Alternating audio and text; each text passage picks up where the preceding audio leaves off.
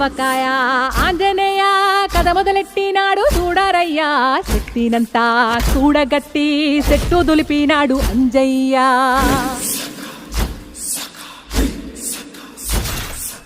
ఎర్ర ఛాయ కోటి అవతార వెంటమాయ కత్తి సేత పట్టకుండా కాయ కోసినాడు కపిలయ్యా